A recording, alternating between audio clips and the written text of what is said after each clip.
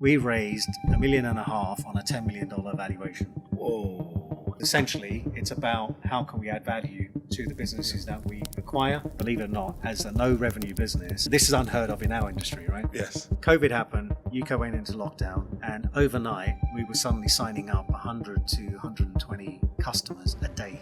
This is Annil Chandel, and what a great guy. We met in India many years ago, but we never had the opportunity to sit down properly and explore until today. He's a founder and leader of many recruitment and technology companies across Europe, the Middle East, Asia, and the UK. So please join us. Nice to meet you. Yeah, you too. We go back a really long way, I think, to where we have a mutual, was it start of career? Competition. Was it? Where did your career start in recruiting? I fell into recruitment like most of us do. Yes. Back in 92. Graduated as a computer science grad, did programming, hated it. Yep. Came back to the UK and I saw an advertisement in the Evening Standard. And that's how jobs were advertised back then, right? We don't have the tech that we had today. Yeah. Saw a job advertised, IT graduate, earn £100,000 a year. Didn't know it was recruitment. Made the call. And believe it or not, it was the infamous Gary Goldsmith. Who answered the phone. And he had just joined Computer Futures to start up their contract services business. Got into conversation with him. And he said, well, sounds like you know a bit of sales. You've got an IT degree. Why don't you come and have a conversation? So this was back in 93. So I started off in recruitment back then. And we were based Conduit Street, just off of Oxford Street. And that's where the office was. Amazing. So went in, had a chat. And he said, great, you can start. And that's how I fell into recruitment. So fell in purely as a trainee, I think as most of us do. And the rest has sort of grown from there. I stayed with Computer Futures for just under 6 years. Yes. Ended up falling into SAP, which is, the piggyback of what you were doing at that time as well. Yep. Ended up specializing in SAP and then got headhunted out to go to the USA to start up a SAP recruitment company in the USA. This was for a company called IT Link, if you remember them. Yeah. So, I worked for IT Link. Did you? When did you work for them? Yes. So that was my first job in recruitment. So yes, I worked for them for about 12 or 18 months. So when I joined, and you may know this other name because also this other person worked with me in my team at Computer Futures, a guy by the name of Daniel Richardson. Yeah, I do recognize Global Resourcing. Yes. He set up Global Resourcing. We joined IT Link to help them expand their business. So I went to the USA. We were opening up in Houston. Everything was, pretty much ready, about to press the button. And then the business took a U-turn and said, we're not going to Houston. So I came back to the UK. I was working out of Watford for a while. And then I proposed the option of going towards the Middle East because SAP, oil and gas, that's the markets that we were working in. Yeah. So I ended up moving to Dubai. So I went from UK, Houston, and then to Dubai, open up an office there, up and running. And Dubai was like completely different, in 90, sort of back end of 97, early 98. And set up the office, got up and running. And then the guy sold the business to Modis. Yes. And that's where I then stepped back out of it because I didn't want to work for this massive organization. So I came back to the UK. And then in 99 is when I started up my own recruitment company. So I ran that for about 10 years, did a small exit. And then went back to Computer Futures or S3 as a group and ended up in India because they were growing globally and we decided to open up there. So I would say my sector crossover was SAP. And I've pretty much stayed with that sector most of my life. Yes. But done a various different sectors, even done healthcare, went into construction recruitment. Believe it or not, that was an eye-opener, setting up a construction recruitment company. But now had the opportunity to live, work, UK, USA, Middle East, and then more recently spent about 8 years based out of India. I was deciding what to do next. I knew most of the SLT at S3, and it was just a night out, catching up with Gary Eldon, if you don't know him. Gary Eldon was the Chief Strategy Officer at the time when we got discussing it. We had a night out, and he said, so what are you going to do next? And I said, well, I'm not sure yet. And he said, well, what about going international? And I actually ended up doing the India entry strategy for S3. And then he turned around and said, well, we'd like for you to come and help us launch that. So I took that on, to do like a 2 or 3 year contract and get that up and running. Once that was done and we opened up in a couple of locations, it was okay. I wouldn't say it was a great entry. It was probably a bit too early for India in the mid to senior management space that we were getting into. And then K2 was already doing business in India. So I finished up from S3. K2 was wanting to now step into India and open up a business there. And I remember this conversation. It was James McHugh, who was the CEO at the time. Yep. He was sitting in China. I was in India. And he said, well, why don't you come out and come and see me? And I said, yeah, fine, done. got up on a plane, landed up in China. He looked after me. And we ended up, putting a business together in India. And that was quite an interesting journey because we went down the contract route, which was not really contracting as in professional contracting. In India wasn't really a thing. Yes. It was more about staffing. So we ended up building quite a successful contract recruitment business, mostly on the back of one client, which wanted a load of expat SAP people, believe it or not. Okay. And, we went from 0 to about 60 contractors very, very quickly in a short space, about 6 months. Fantastic. High billing, bringing expats in and out of the country, looking after them. So it was a nice serviced business rather than just putting bums on seats and letting them get on with it. We were genuinely looking after their well-being, catching up with them. So I did a stint with K2, 2014, 2015, finished up that gig, and then put my entrepreneurial hat back on and said, let's go again.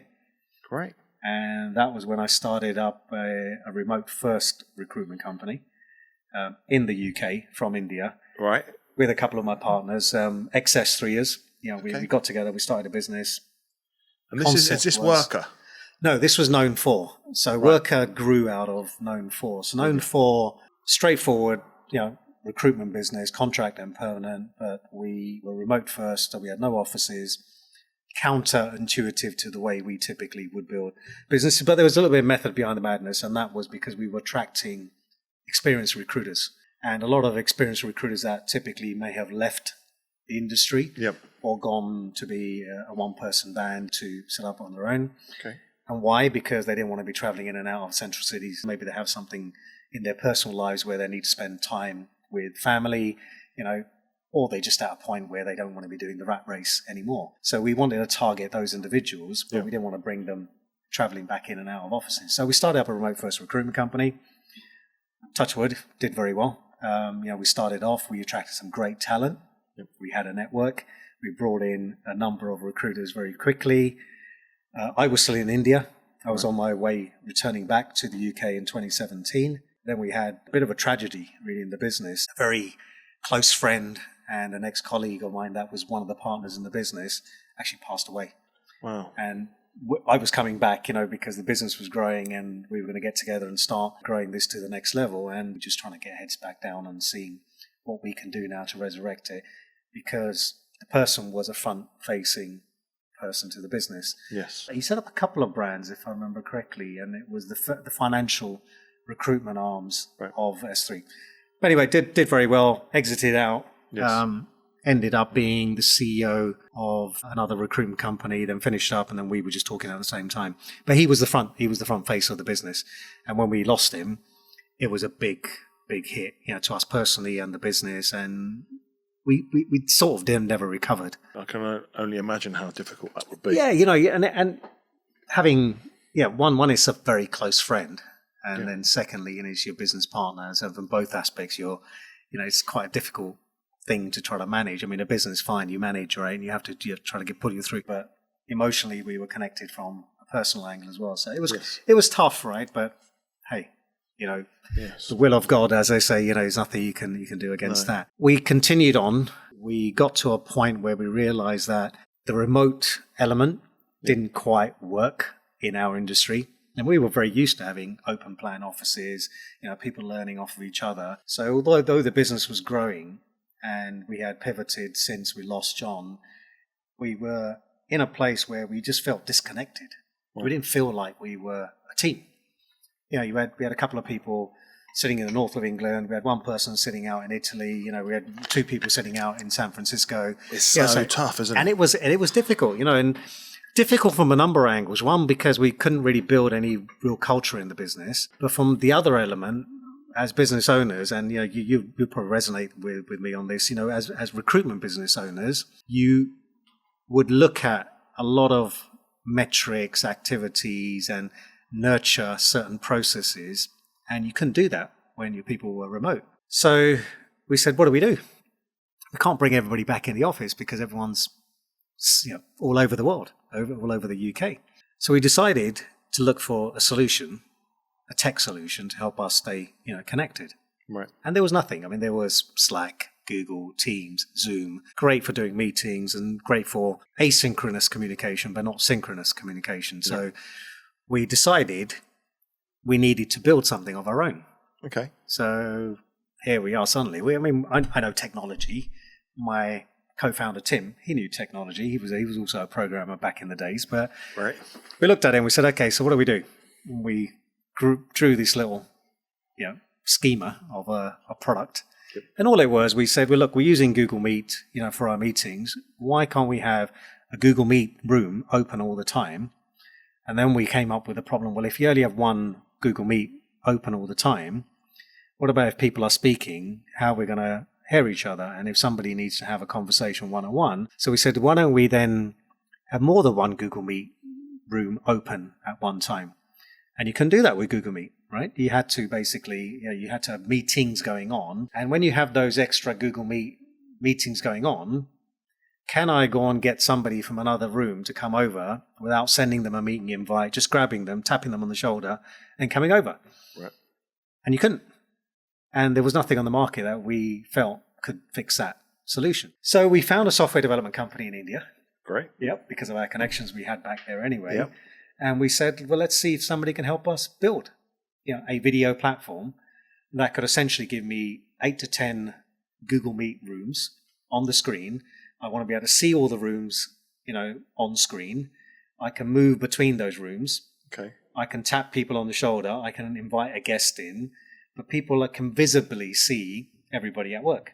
Brilliant. So it was this immersive space that we were building. And went on this journey, got the software development company, to build something for us. We got a prototype, we got something made, we switched it on, and it was amazing. I mean, it was literally a Yahoo moment in the business. Really? From day one to the following day when we switched it on, everyone felt like, and now we're in a team, in a business. Fantastic. We could see everybody as owners and business managers, and we could get people to now start working together. So everybody will log in the morning.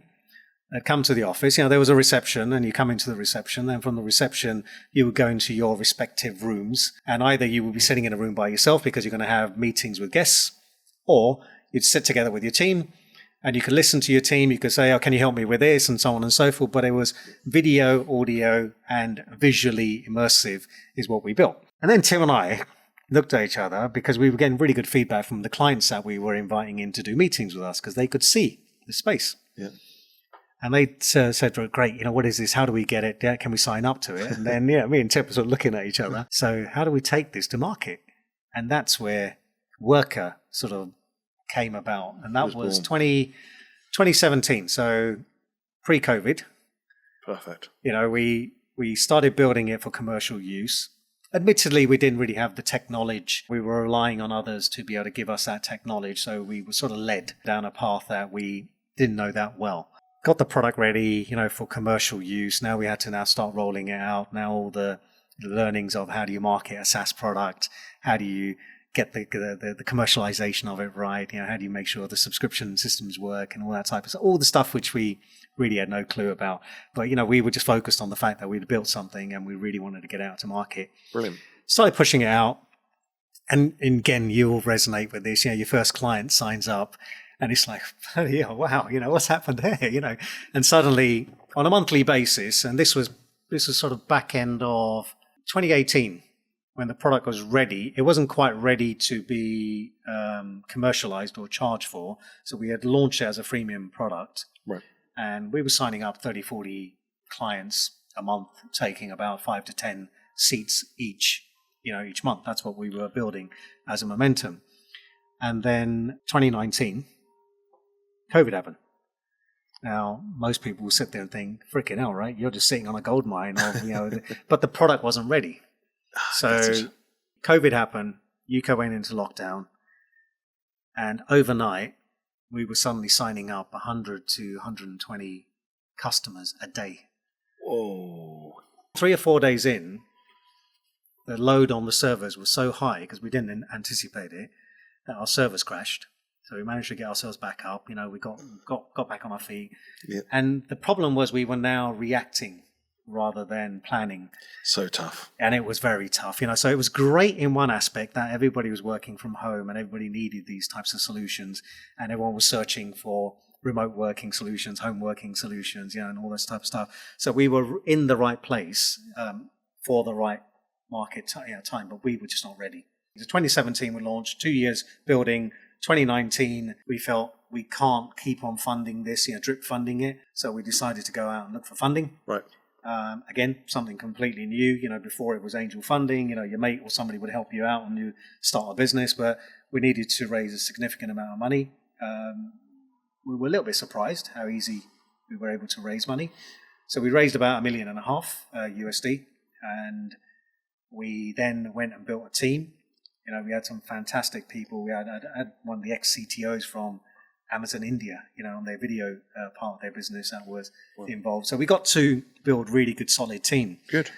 But we never quite got to that commercialization, because the market started moving and then we got a lot of competition.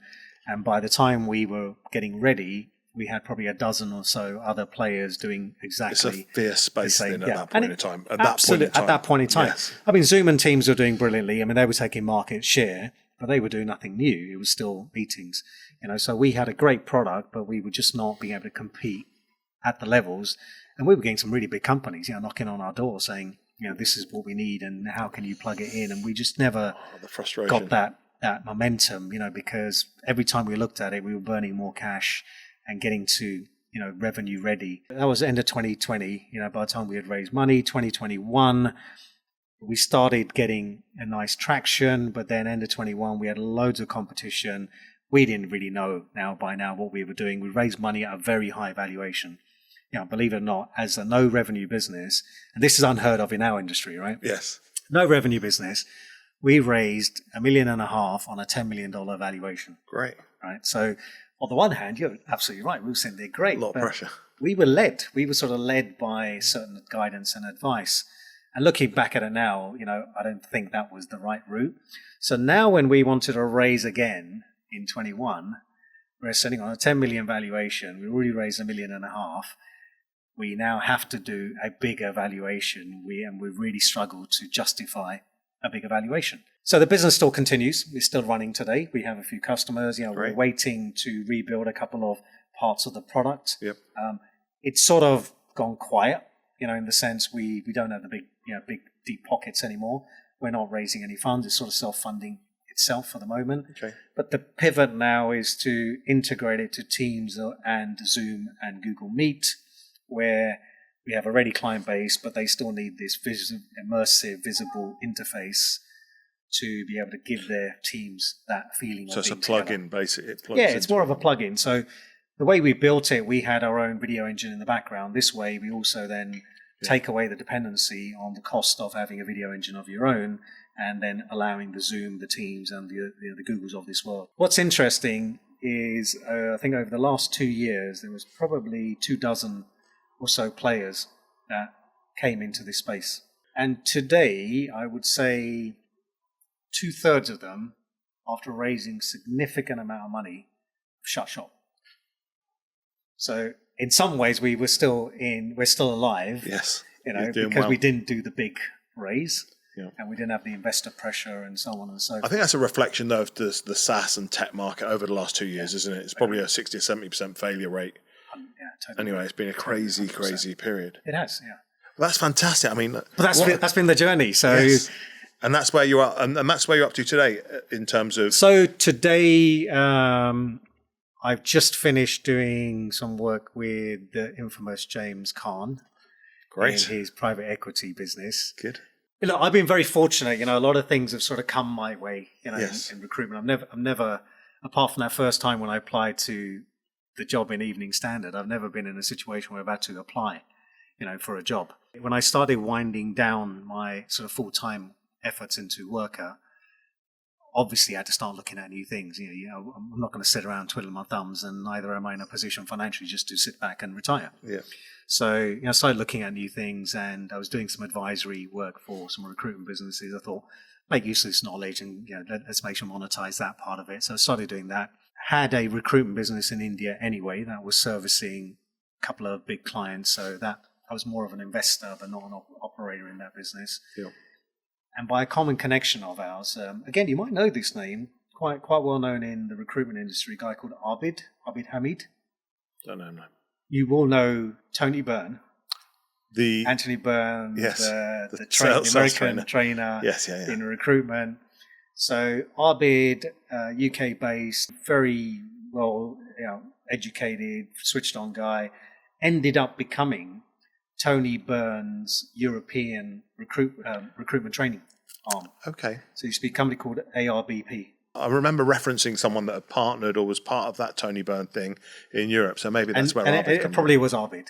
So Abid and I go back about 30 years. He was my first recruitment trainer.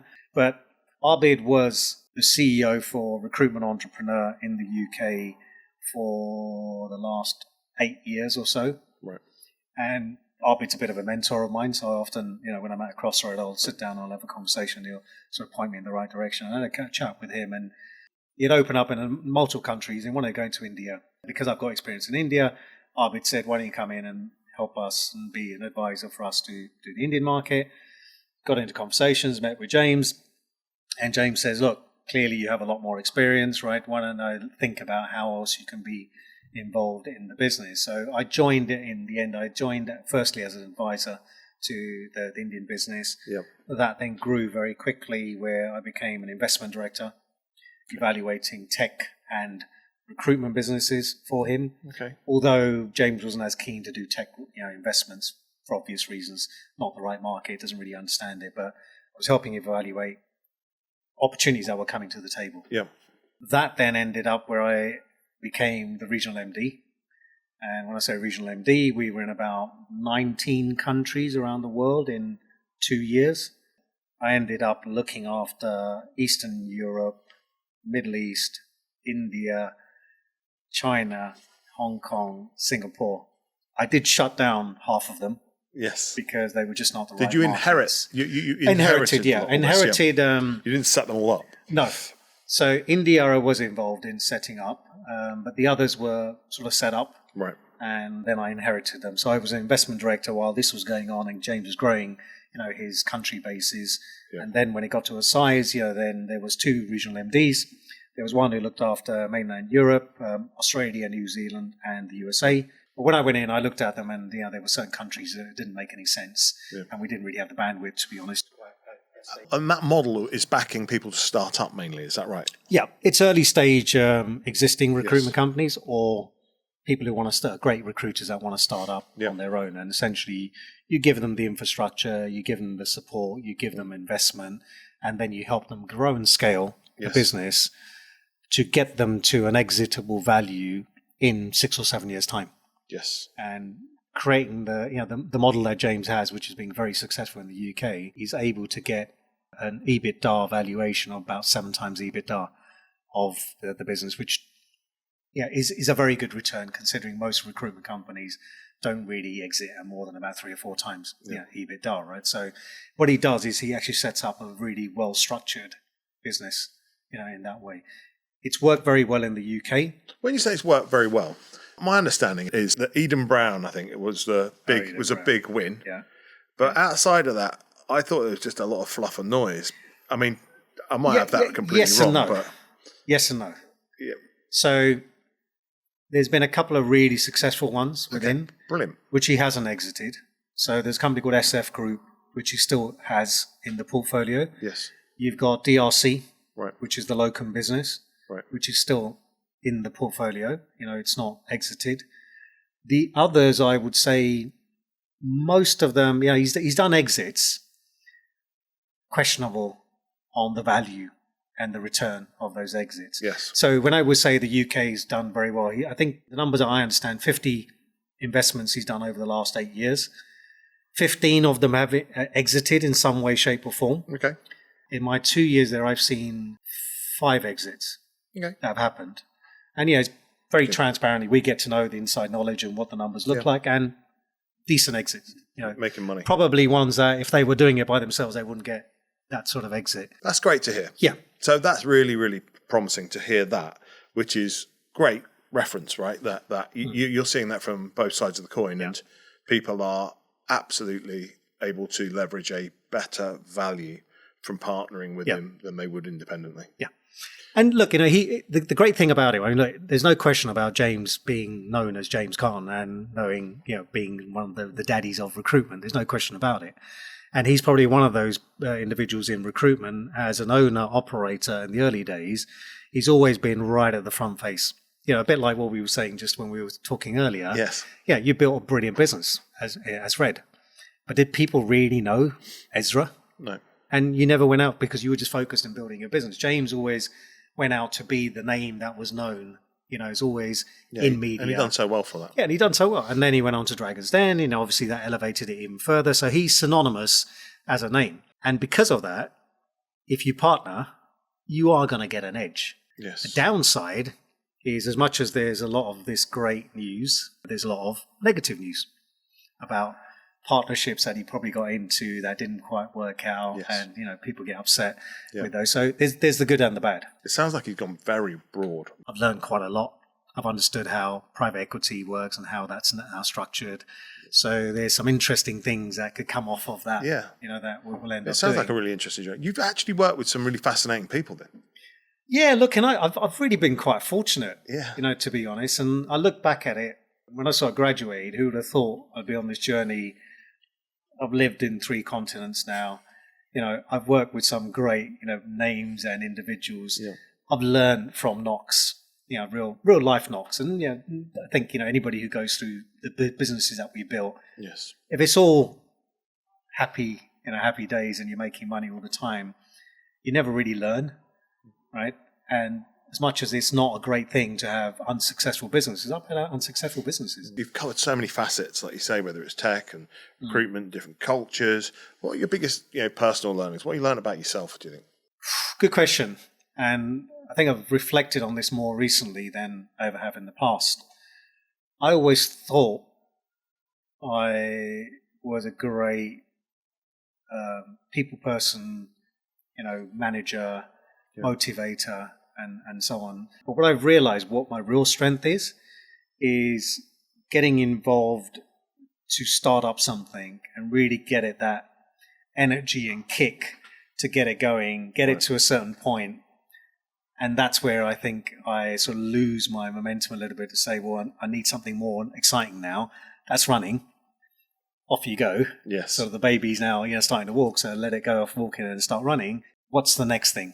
What else can I now, get it? So I love being part of that early stage. Creative. That creative, the real locker room type, stuff where you're sitting there and having hard conversations, making some decisions. And you don't always make the right decisions, but you make decisions. Yes. And then you get going and then you help it grow. And then you get it to a point where it's self-sustaining.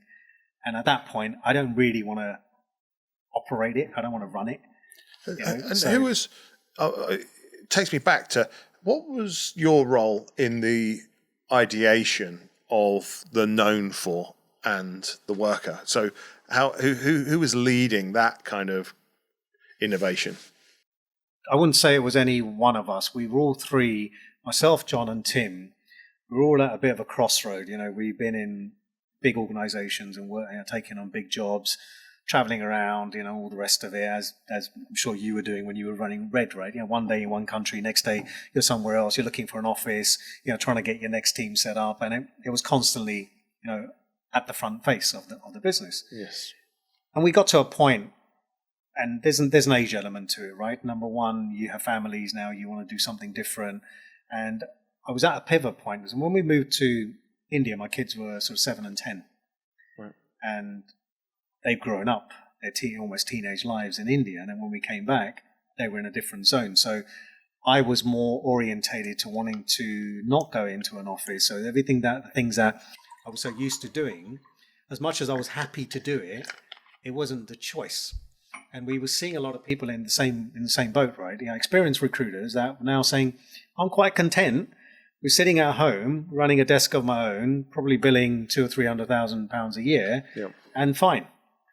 But there you could see somewhere they were happy to, but they weren't excited about doing so. So we sort of came to this crossroad that we realized, one, we wanted to do some just good. We were more aware because we're at an age now. Yes. Where you're thinking more, what's the legacy we're leaving our children, on this earth? So we were just a bit more aware, I think. And then we realized that marrying that with people that have left the recruitment industry, and I'd speak to people like, Gary Eldon, who was the S3 CEO. Yes. And he would say one of my biggest challenges are my most experienced people. I either lose them, right? What happens? They either leave the industry, they set up on their own and start building something, or they become like a one-man band type, consultant, and they decide to just run something like that. But he said, I lose a lot of my senior people because they just don't want to be coming in and doing this day-to-day. So you jumped on that opportunity. Yeah, and we just looked at it and we said, well, brilliant for us because I don't want to hire any juniors, even though that's what we always built our businesses based on bringing in fresh grads, training them, taking them through the ranks. Didn't want to do that. We wanted to bring in people that can impact businesses immediately, and that was experience. Yeah. So how do I attract experienced people? Well, the only way I can attract them is the ones that are no longer in the big companies because I can't afford the big salaries. I give them more commission. I give them a decent basic. You can work from wherever you want. Yeah. I don't care. You can sit on the beach. You can sit in a co-working office. You can sit at home.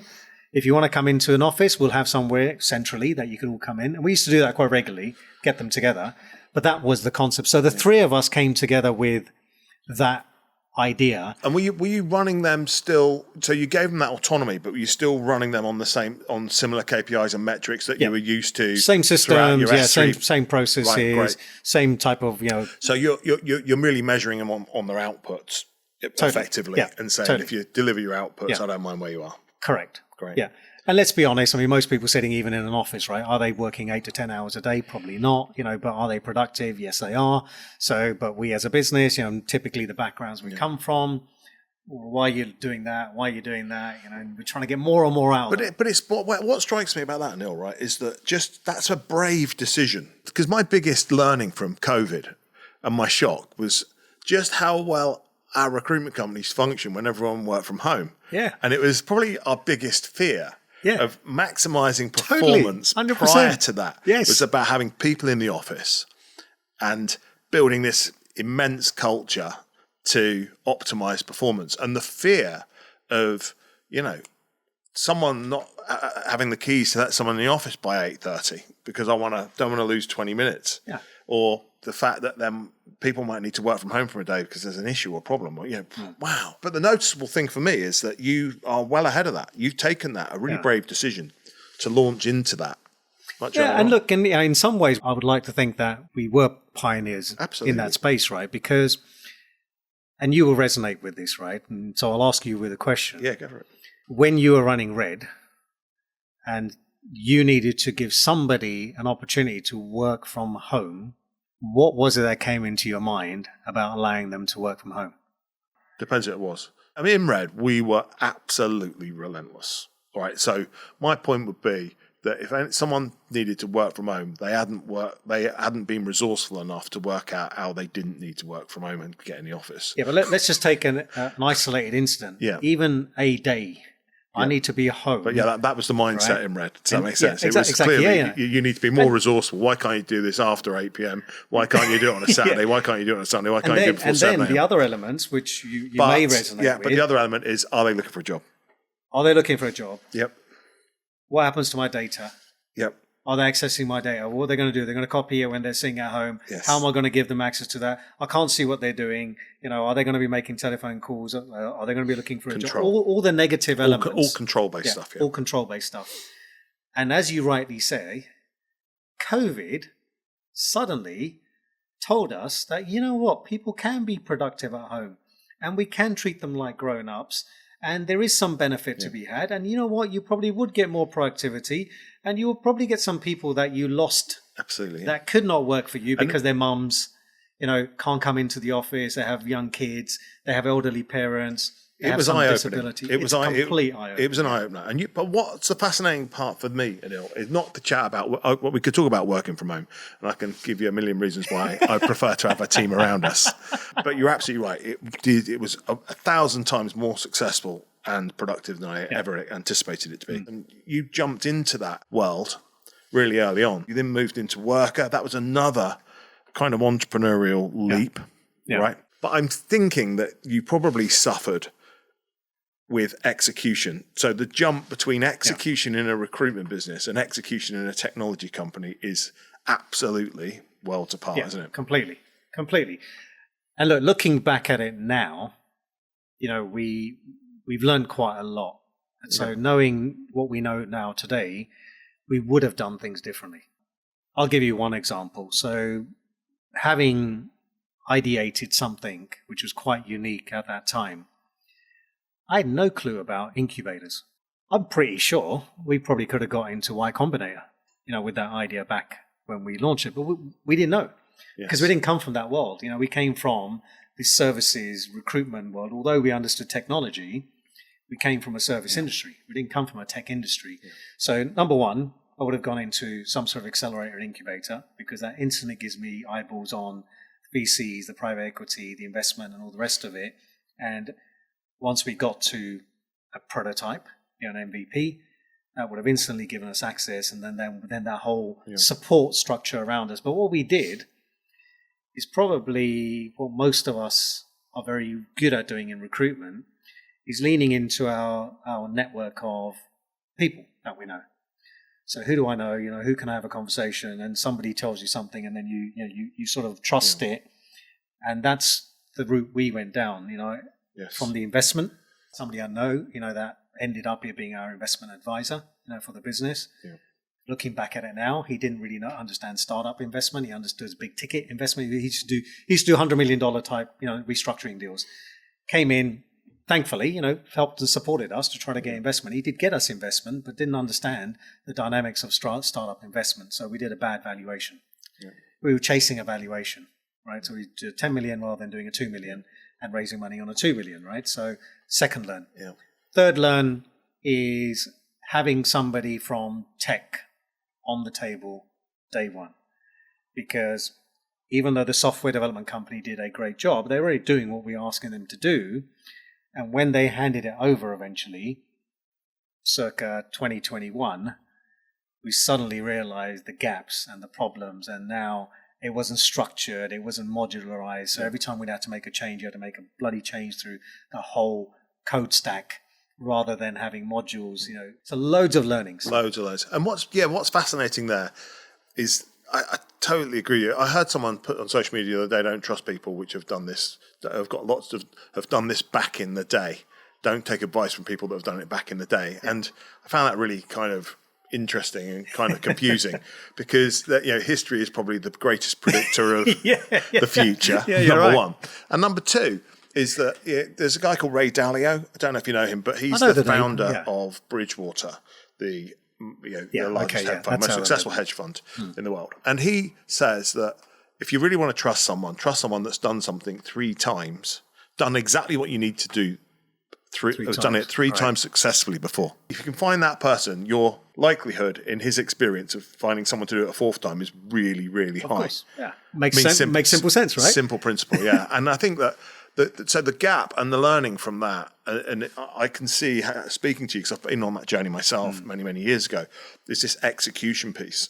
And, it is. And it's the transition about really understanding what's required to successfully execute in a parallel kind of industry or an adjacent industry to that of services based in tech is so there's so many mission critical elements which I are think very now different. that sort of merging of that whole space with with AI now and how it's going to change the way people work. And a lot of talk about jobs going. Obviously, jobs do go. Every evolution, there are jobs that will be taken away by technology or process or whatever it may be.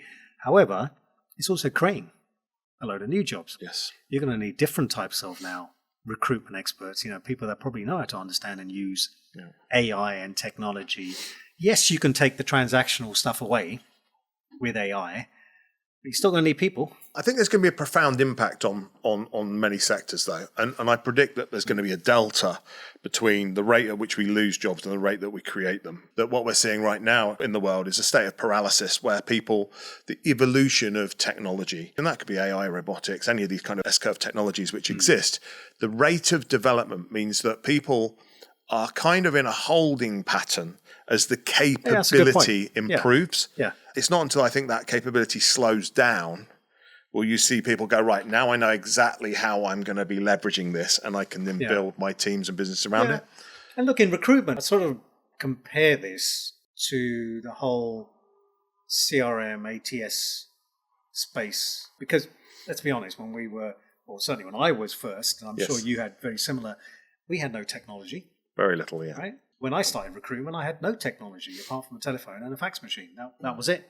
Yes. And then we were reluctant to adopt even our first computer in the office.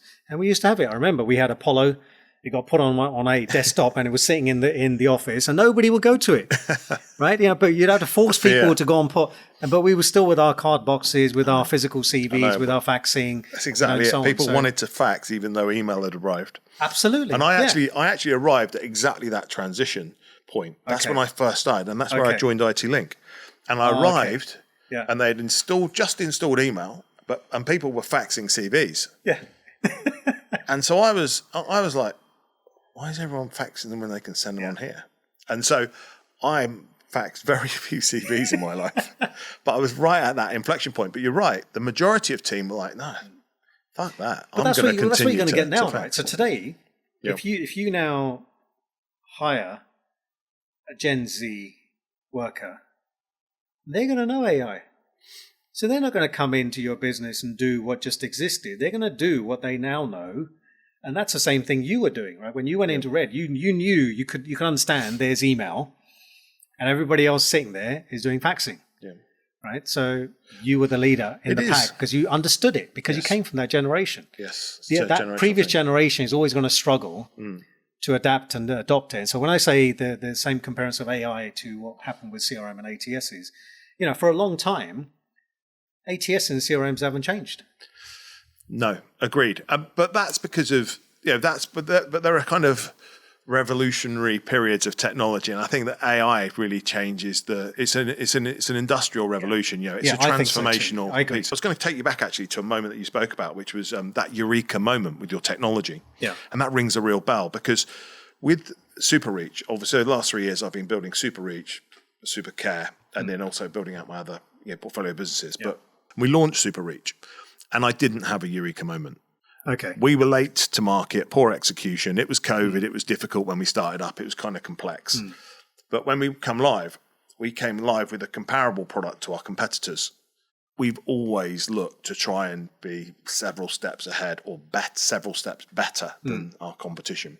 And so we didn't have that eureka moment. And actually my eureka moment came in the fact that I realized I needed to stop selling it and I needed to go back into the product. Because I wanted that eureka moment where I felt like, wow, I can transform the experience for our users. I can add value that no one else can add. So I went back to the product roadmap, said, no, we'll keep a few customers on it. That's it. We're going to just spend them. We spent 15 months maybe just on the product roadmap restructuring it. I want to get to a place where we're so much further ahead of anyone else in the market. And I have one simple principle that we will not sell this until I can walk out of the door and tell every one of my friends that owns a company they have to have my product. And that's it. And until we meet that requirement, we're not selling a thing. Not a thing. Yeah. And it's a brave move. It is. But I believe that we're going to achieve it. And I think we're going to do it for interesting, we've gone live today. Bizarrely, with the new version. And then we've got an 8-week roadmap for layering up more capability into what we're doing. But I firmly believe if we execute Like we know that it's all in the execution. Yeah, it is in the If we execution. nail that, I think that we will have a product in the 1st of January that will transform the way that, and this comes back to the point I was saying, people won't use CRMs the way that they use them. 100% they won't. Yeah. And It's already changing. Yeah. It's completely. And this is the point I made, about CRMs and ATS haven't really changed in the last probably 2 decades. Yeah. It's still the same, still fairly clunky, very few innovative products out there. Yeah. So they have to change because now the whole technology stack has changed in itself. And you're right. Look, execution, even if you have an okay product, if you execute it well, it's still going to be in a better place. Yes. We never planned to have the product. It was purely by our circumstance that we ended up building something. Because we built it for our own genuine use case, it became a eureka moment for us. But that then just sort of snowballed onto. At that point in time, that's where Google take that eureka moment and they have a stable, scalable product 12 weeks later. Yeah, well, exactly. There you go. And that would have been the best move, to go into an accelerator of some form and get that support to be able to take it to the next level. In order to be able to execute rapidly when you first come into the tech sector, I think that you need to be able to you need an environment where you can learn from everyone else's mistakes rather than learn from your own. And quickly. That's it. Yeah. That's where the speed is. Yeah. If you can learn from everyone else's mistakes, you will fail faster, you will avoid so many mistakes and deliver. But mistakes in tech are costly. They take huge amounts of time. Yeah. I think that's the key principle. And learning, I've been on that same journey where it's all about, you have to learn from other people's mistakes. Otherwise, you're going to be so late to market. And I think you're also right, focus on the product, because that is, I've seen so many products, and a lot of them are just so poorly again, executed and put together, but they're still going out and trying to deliver it, us included. We were in the same place, although we were not charging for it, which was also a secondary downfall of ours. We should never have gone freemium, because it's very hard to then move from freemium if you haven't got those big leaps and jumps of product development. Yeah, it's going to unlock extra. Yeah, it was more value. from a usage perspective. We said we'll give you freemium for, you can use it as much as you want. Then we suddenly reduced it down. So even our subscription model and pricing model was not correctly done. Yeah. And there's a lot. So many learns in that perspective. But it has to be product led. If your product is no good, you're going to struggle. In that one window, you've managed to maneuver yourself and your businesses and align yourself well ahead of the market on 2 things. So I guess, and I was trying to understand how influential you were in that, or whether you'd credit other people with that, because that seems like it's a fantastic characteristic and value. And either you're doing that, or you're identifying the right people that will do that, because you're well ahead of the market there. And I wouldn't say, when you're taking credit, sometimes credit is just a decision. Yes. And it's not necessarily you have the ability, the acumen, all the rest of it, or the know-how to even incubate something like that. I've always been fortunate to have good people around us, right? So it's never been alone, or only to sit in a room by myself and say, right, I'm building the next Facebook, I'm going to do it by myself, I don't need anybody. It's never been that way. I've always had people around, whether they're just people that are good friends that can just give you experience, knowledge, and just give you guidance, even people from completely different industries. And I've got people from the property industry, right, that have made a lot of money and great businesses in that space. But I would go to them and speak to them about my services, my tech businesses, and just get their view on it, because there's always something they can bring. In this known for Wurkr situation, the known for was a collective.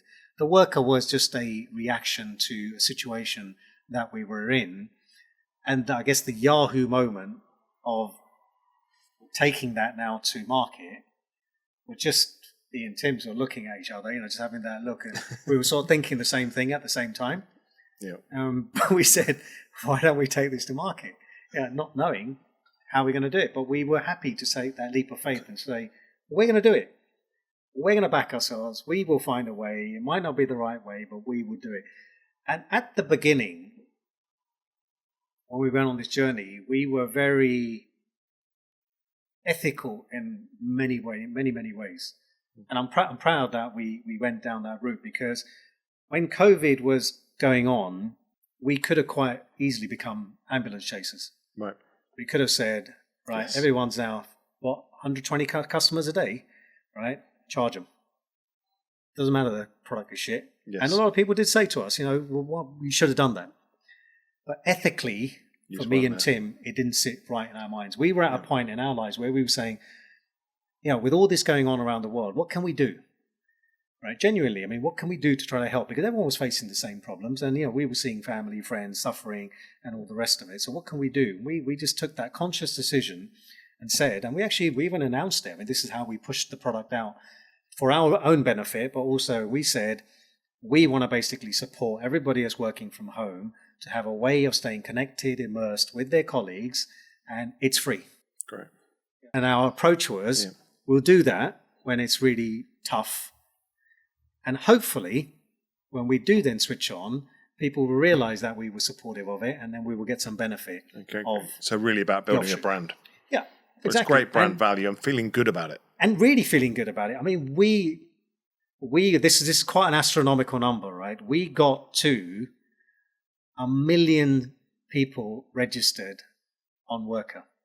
Incredible. Not using it, but we had 1 million people register to show interest or get, and that's how we got the investment, right? Because we suddenly had a product which has hit 1 million eyeballs, and we had captured the information, and then the challenge was, how do you get that to monetization? Incredible.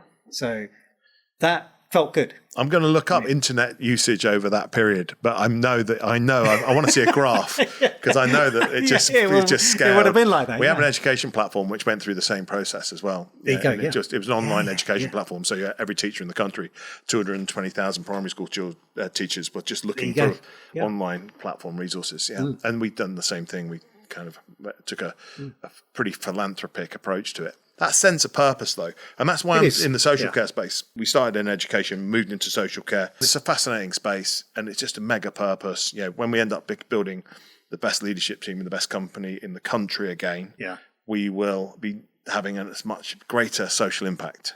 And so it's just this getting out of bed and just driving absolutely every square inch of what we do to be exceptional is so much greater. That's the only way you can make an impact. Yeah. So what's next? So what's next? I'm doing a couple of advisories. Yep. Hence the lateness. Apologies for that. I had a board meeting. The board meeting ran over, and then I just pinged you at that time. So I'm doing that.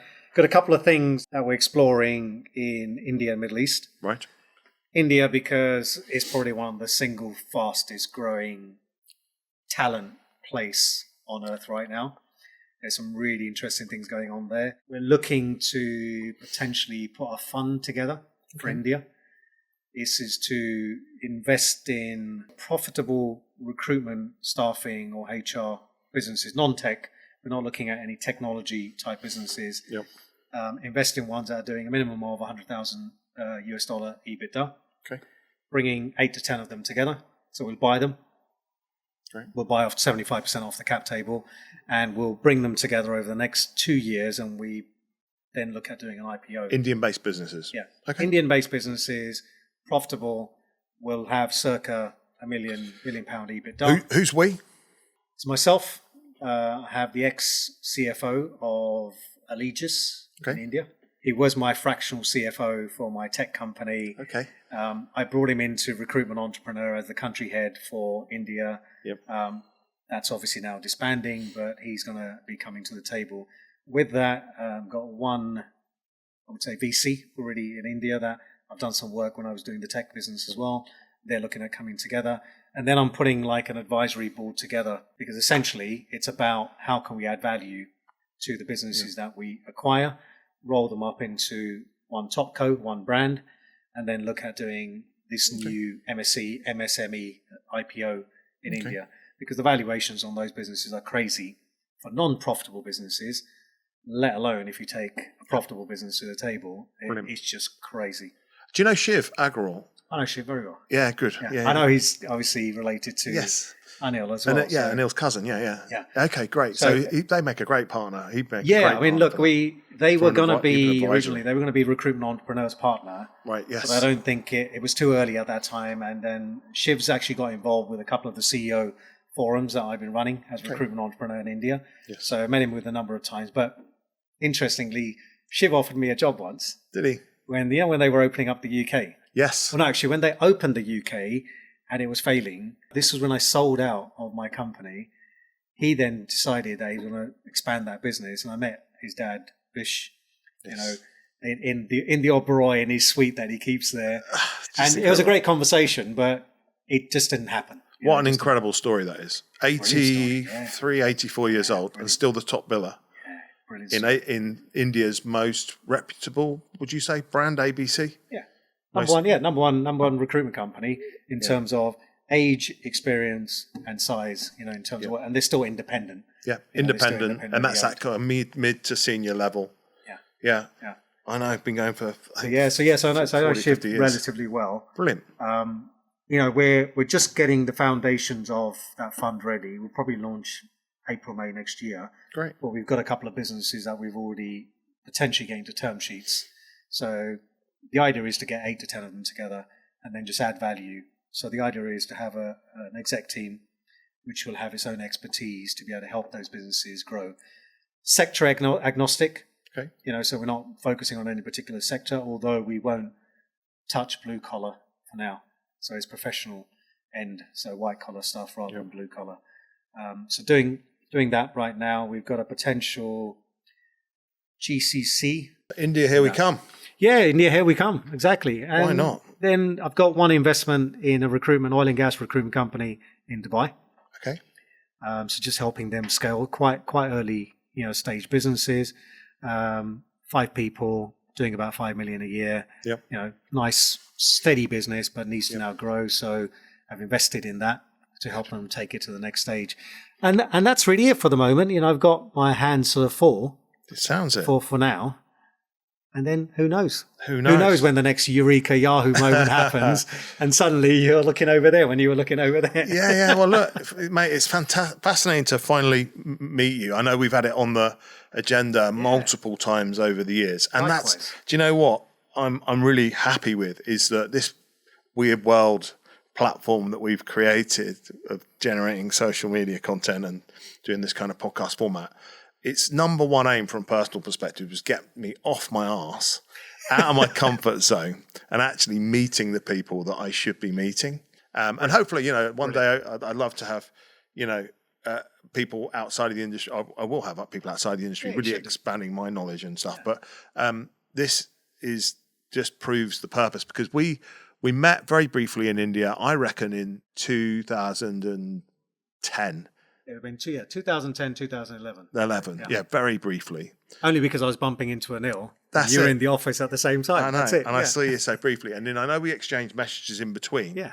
And and then we just get lost in the ether of everything that's happening. Yeah. So it's really brilliant. And mate, I'd love to do it again soon. Yeah, no, happy to. Let's do it. Happy to. I've really enjoyed it. I mean, I really enjoyed the conversation. You're a natural. Thank you. Good to meet you. Yeah, likewise. Yeah. Thanks very much.